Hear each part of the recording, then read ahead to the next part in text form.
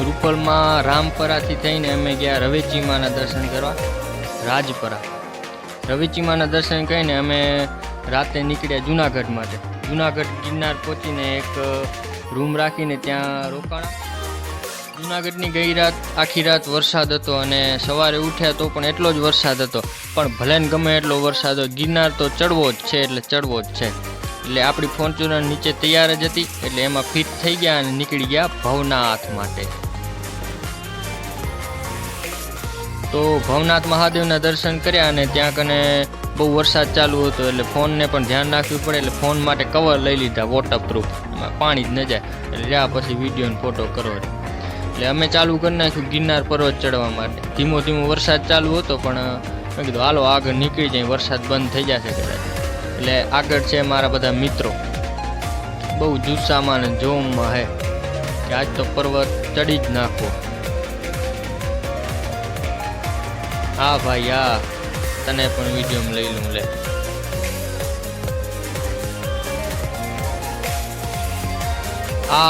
આશરે લગભગ 1000 થી 1500 જેટલા પગથિયા હતા ને મેં વિડીયો ચાલુ કરી નાખ્યો હતો.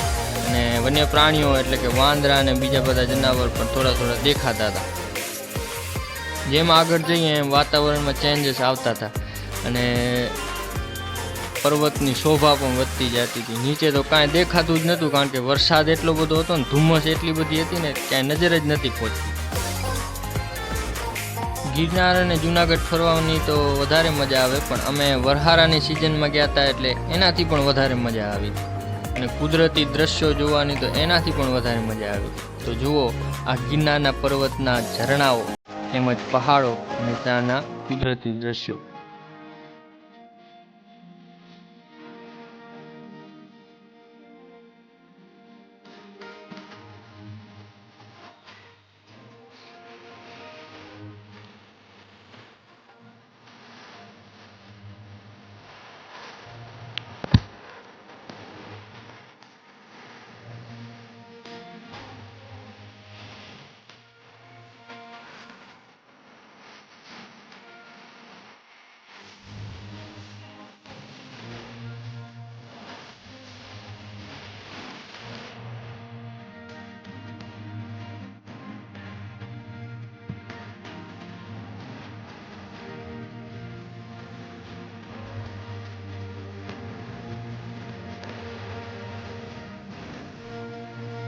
તો જેમ જેમ આગળ જતા હતા તેમ તેમ વરસાદ પણ વધતો જતો હતો અને ઠંડો વાયરો પણ વધતો જતો. એના કારણે ટાટ પણ વાવા માંડી એટલે ત્યાં એક વચમાં ચાયની હોટલ આવી એટલે ત્યાં બધાએ ચાય પીધી અને થોડાક ફ્રેશ થઈ ગયા. ઉપર એટલો બધો વરસાદ હતો ને કે પાણી ડબલ ત્રબલ જેમ કે નદીઓ હાલવા માંડી. તેમ છતાં અમે ચાલુ જ રાખ્યું હતું ચડવા અને છેલ્લે અંબાજીએ પહોંચી ગયા. અને આગળ જવાય એમ હતું નહીં કારણ કે બધા ના કરતા હતા આગળ અતિશય વાયરો છે એટલે તમે ન જાઓ. એટલે મેન મારા મિત્રોએ માંડી વાળી ઉપર જવા માટે અંબાજી સુધી ગયા. અતિશય વાયરાના કારણે ટાઢ પણ વાવા માંડી એટલે હું એક ખૂણો ચાલીને થોડીક વારમાં બેઠા અને અંબાજીથી પરત ફર્યા અને જોતા જોતા હાલ્યા આવતા હતા. બધું કેવું વાતાવરણ છે. હવે તો નિરાત જ હતી કારણ કે ઉપર ચડવાનું હતું ને, ઉપર ચડ્યા તો પણ નિરાત જ હતી. એટલે હવે પાછા કુદરતી દ્રશ્યોની મજા મારી ફેરથી.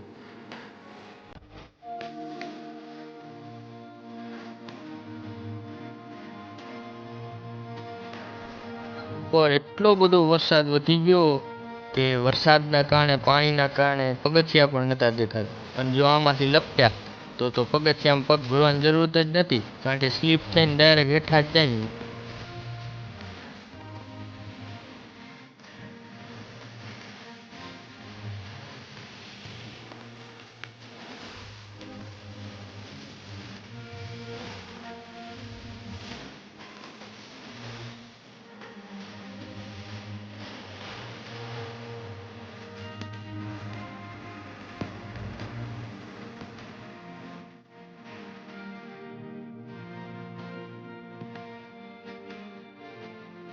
બાકી ગમે તે વરસાદના કારણે મજા બહુ આવી કારણ કે ઝરણા નદીઓ બધું ચાલુ થઈ ગયું એ આપણી આંખામાં કંડારાઈ.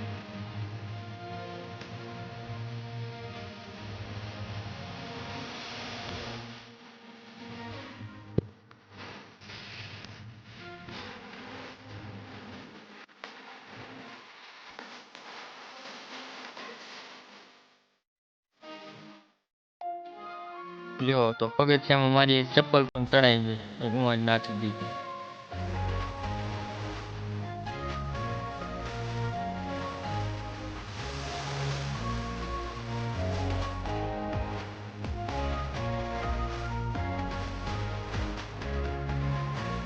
તો ગિરનાર ને બધું ફરીને પાછા અમે ઘરાકો આવવા માંડ્યા. આપણી ફોર્ચ્યુનરમાં ફિટ થઈ ગયા અને ચારે બાજુ એટલો બધો વરસાદ હતો કે ક્યાંય જમીન જ નથી દેખાતી. પાણી જ ભર્યા હતા રૂગા ગુડાહામાં પાણી. અને ત્યાંથી સમાચાર મળ્યા કે માળિયા અને અમદાવાદને જોડતો હાઈવે એના ઉપર મચ્છુ નદી આવી પડી, એટલે જવાનું ટાળ્યું અને અમે મોરબીમાં રોકાણા. આ છે મચ્છુ નદી. તો મોરબીમાં રવિન્દ્રના ઘરે રાત રહ્યા, એના રૂમમાં, અને એક હોટલમાં જમ્યા અને ત્યાં રાતના થોડી ઘણી વાતો કરીને સૂઈ ગયા. સવારે ઉઠ્યા તો વરસાદમાં કાંઈ ફેર પડ્યો જ નહોતો, એટલો ને એટલો વરસાદ હતો. અને અમે માળિયાથી અમદાવાદ જતો હાઈવે મૂકીને રાધનપુર બાજુથી જવાનું નક્કી કર્યું.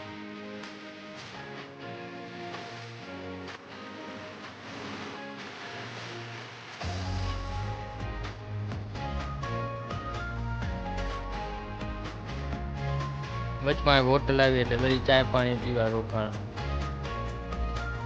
અને માળિયા વાળો રસ્તો થઈ ગયો તો બ્લોક, એના કારણે કેટલી બધી ગાડીઓ જે ધંધો કરવા નીકળી હતી એ બધી ગાડી ત્યાં ને ત્યાં બ્લોક થઈ ગઈ. આશરે લગભગ નહીં હોય તો 4 થી 5 કિલોમીટર જેટલી લાઈન હશે ટ્રાફિકની ગાડીઓની. અને પાણી તો ઓહો શું કેવું, જેના ખેતર હતા, જેના વાડીઓ હતા, એ બધા એમાં પાણી ભરાઈ ગયું.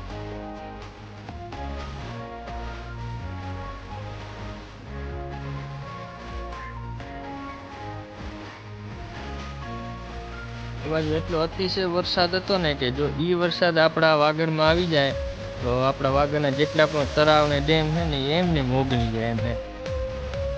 અને ત્યાં રસ્તામાં એક પાટડી ગામ આવ્યું. પાટડી ગામ એટલે શક્તિમાનું પ્રાગટ્ય ભૂમિ, ઝાલાવાડની ભૂમિ. ત્યાં માતાજીના દર્શન કર્યા અને અમે બધાએ ત્યાં માતાજીનો પ્રસાદ પણ લીધો.